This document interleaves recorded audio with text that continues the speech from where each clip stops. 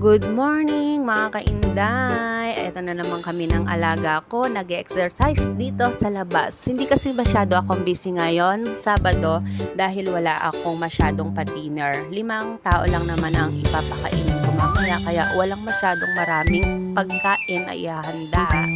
Pero, hindi magpapahuli. May pa-lunch pa din ako. May isang anak si alaga ko na pupunta rito para dito mananghalian. Pero easy lang naman yun, steam lang naman. Kaya habang naghihintay kami ng oras, may pagkakataon kami ni Popuko na mag-exercise dito sa labas. Kailangan din kasi na to araw-araw para hindi siya palaging nayayamot. Minsan kasi parang ang tamad-tamad niya, ayaw niyang tumayo. Kailangan pilitin ko siya sa lahat ng bagay na ngayon. Pag lagi kasing nakaupo at nakahiga, lalong nanghihina ang katawan, kaya kailangan galaw-galaw para magkaroon ng lakas ang kanyang mga tuhod, kamay, para hindi siya tamarin.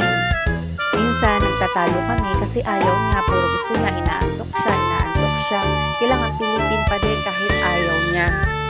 Minsan na, nagagalit na siya sa akin. Pero hinahayaan ko lang para naman sa kanya yung ginagawa ko. O paano ba yan? Mga kainday, hanggang dito na lang. Thank you for watching.